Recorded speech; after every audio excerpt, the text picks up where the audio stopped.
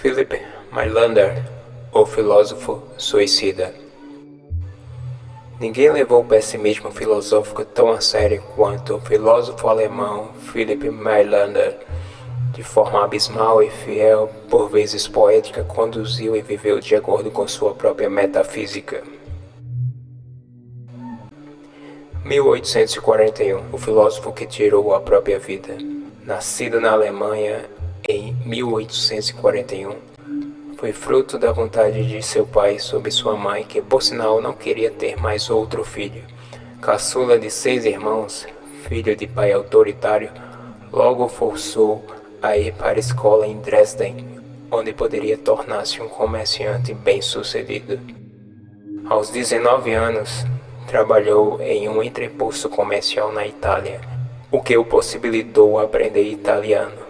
Logo identificou-se com os trabalhos de escritores italianos renomados, tais quais Dante e Leopardi. Este último, em especial, exerceu um tremendo impacto na filosofia de Mailander. Schopenhauer descreve o pessimismo de Leopardi como se ele estivesse sempre imbuído e determinado a desnudar a ridiculez e miséria da existência humana em toda sua obra.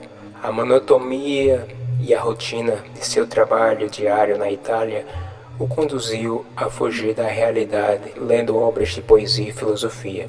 Assim como Leopardi, Mailander mergulhou nas obras de Schopenhauer, que, por sua vez, nos deu positivas, esperançosas e felizes premissas, tais quais: a vida humana deve ser algum tipo de erro, e felicidade eterna é apenas uma ilusão. Os dois mais importantes conceitos schopenhauerianos que Mailander levaria consigo foram: é melhor não ser. No que diz respeito, é preferível o não ser do que ser. O outro foi a vontade.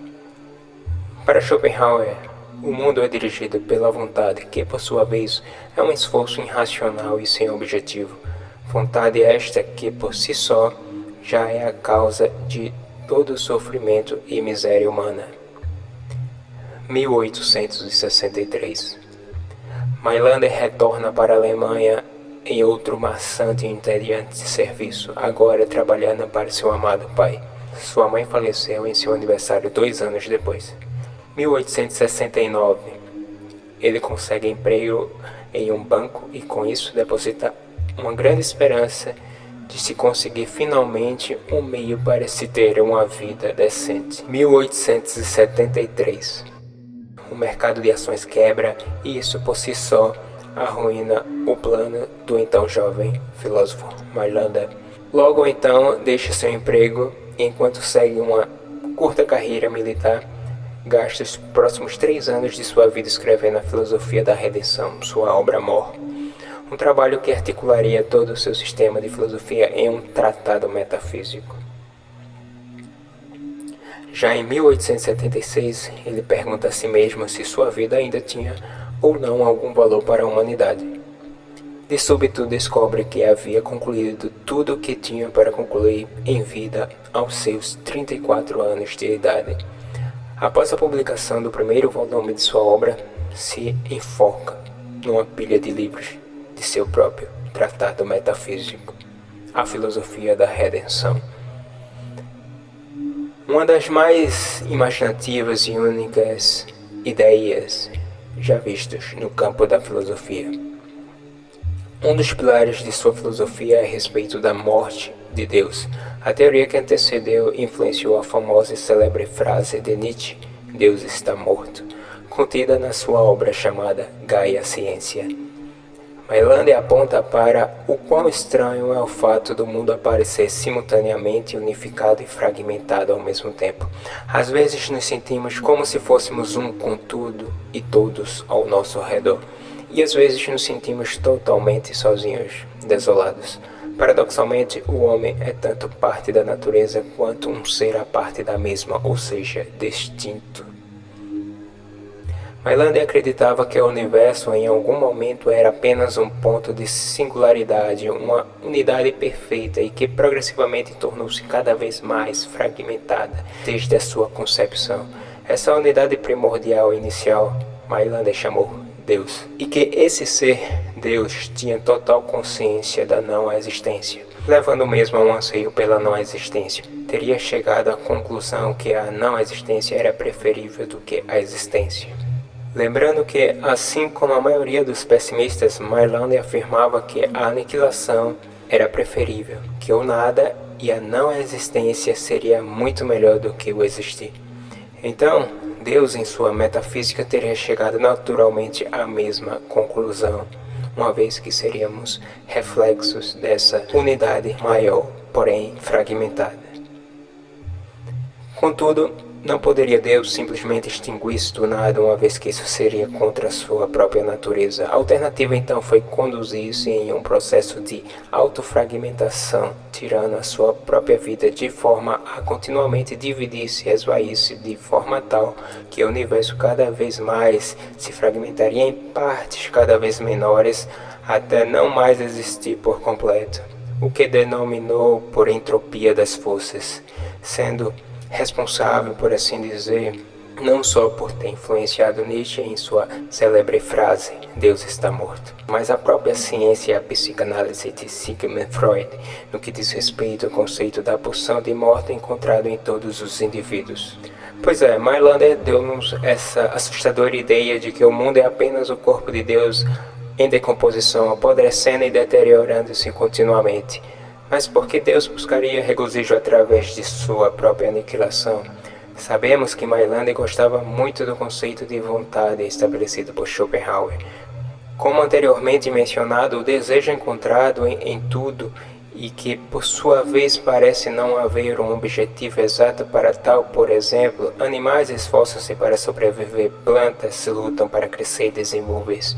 Todo esse esforço, se satisfeito, o é apenas de forma temporária, provisória e pontual, de forma que apenas conduz os seres sujeitos a essa vontade à perpetuação e prolongação da sua própria condição de sofrimento por toda uma existência. Nesse sentido, a vontade seria a raiz de todo sofrimento. Se não estivéssemos constantemente tentando encontrar sentido ou felicidade, provavelmente não estaríamos tão paranoicos e obsessivos quanto a isso, e daí o que Schopenhauer sugere. Sugere-se que devemos levar uma vida sem maiores anseios, como os que dedicam à arte e à meditação, por exemplo, que pode de alguma forma silenciar a sua vontade através disso e assim conseguem viver uma vida, vamos dizer, mais desprovida de sofrimento. Para Schopenhauer, a vontade é una e singular. Silenciar apenas a vontade de alguém irá apenas silenciar de forma parcial a vontade una e integral do todo.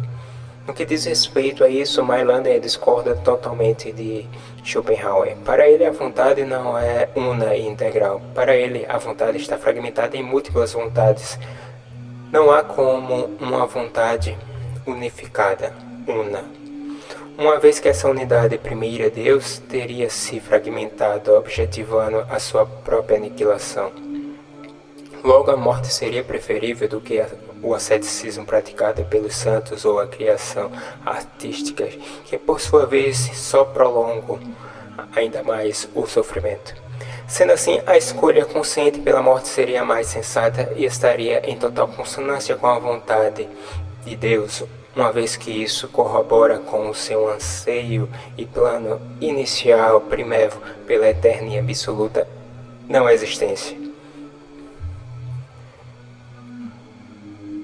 Isso é realmente um ponto muito importante para se entender a sua filosofia. Do ponto de vista da historicidade, Mailander, ao contrário de Schopenhauer, não entendia a história como algo sem sentido e que se impulsiona através da vontade em direção ao nada, mas sim como algo totalmente provido de sentido, e é justamente nesse aspecto que ele se aproxima das ideias de Hegel, por exemplo. No entanto, para Mailander, esse sentido e objetivo direcionam-se em direção ao nada, ao fim total e absoluto da existência. Mailander realmente gostava dessa ideia do nada. Logo, desnecessário dizer que a questão ética de sua metafísica girava em torno deste conceito, de que toda nossa busca por algo ou alguma coisa que não a não existência deveria ser cessada, uma vez que tal movimento de busca nos conduz ao sofrimento contínuo, ou seja, o prolonga ainda mais e nos afasta do real propósito da vida, que neste caso seria a própria morte, a própria aniquilação. Para Mailander, deveríamos dar-nos as boas-vindas e fazermos as pazes com a morte em ordem de encontrarmos verdadeira felicidade. Objetivando alcançar a verdadeira felicidade, Mailander alega que a vontade individual está unida com a vontade do todo, do universo, de Deus. Se ele anseia pela morte, se o próprio anseia pela morte, o nada, o não ser, o que isso significa em um senso menos filosófico? Egoísmo filosófico. Para Mailander é o conceito de que é melhor prover e possibilitar as pessoas, os indivíduos, os sujeitos, a sociedade como um todo, prover de tudo que há de melhor para eles, pois só quando realizarem todos os seus sonhos e desejos, a grande massa estará realmente madura o suficiente para o ato último que seria a redenção, pois só assim a grande massa irá compreender e contemplar a verdade última. Na verdade, à primeira mão, isso parece bastante um conceito, vamos dizer a senso comum, egoísta, de autointeresse, de Stirner, por exemplo, não?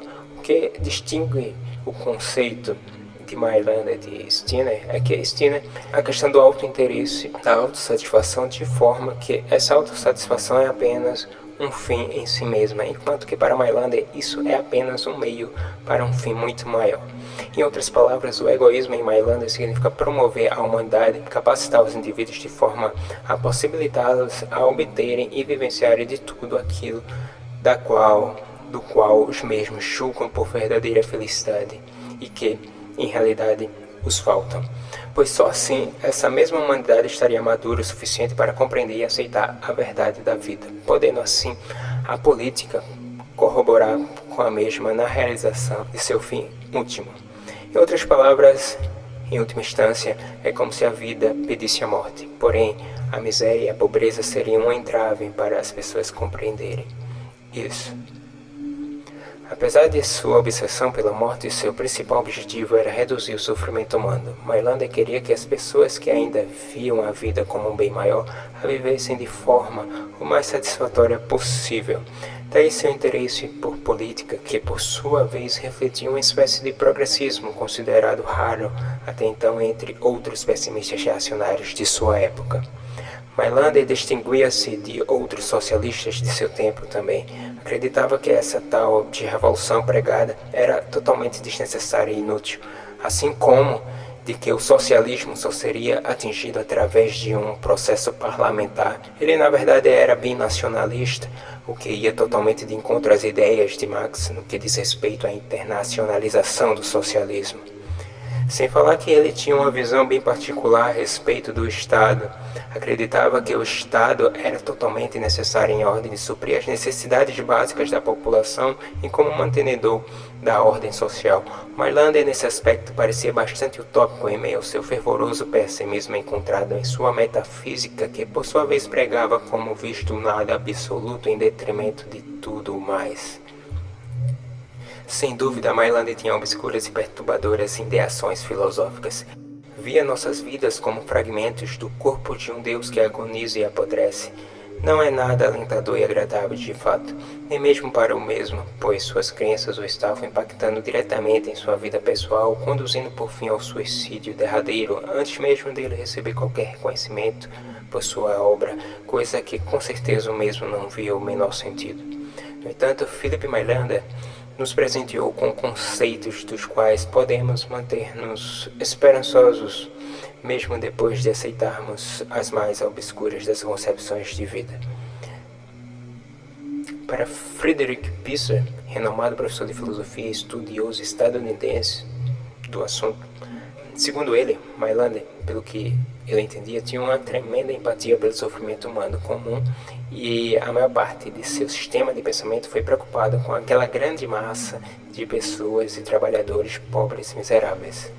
No entanto, sabemos que era justamente essa grande massa de pessoas que gerava um entrave para a redenção final da humanidade, uma vez que desprovidas muitas vezes até mesmo do mais básico, a mesma cria a falsa ideia de que a felicidade está relacionada a todas as coisas e condições materiais que lhes faltam naquele dado momento e lugar.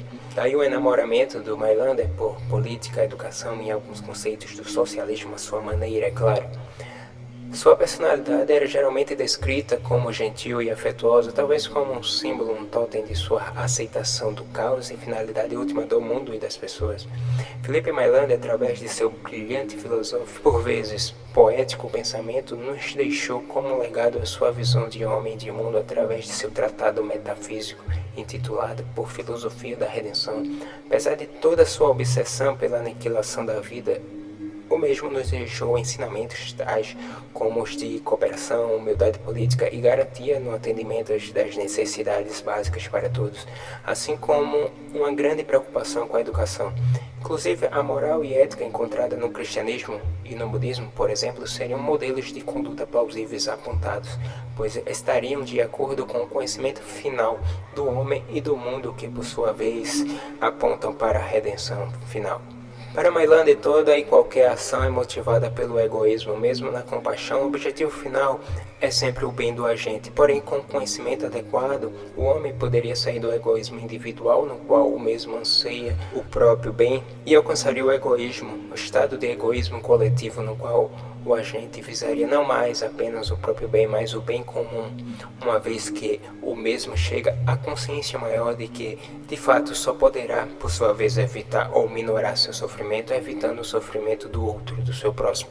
Daí estaria a importância, por exemplo, da compaixão, que, como dito, são virtudes tais quais a justiça e a caridade, apregoadas por doutrinas cristãs e budistas que poderão levar a humanidade de uma forma mais tranquila ao seu destino final. Há uma música do Raul Seixas, inclusive, que diz: o meu egoísmo é tão egoísta que o auge do meu egoísmo é querer ajudar.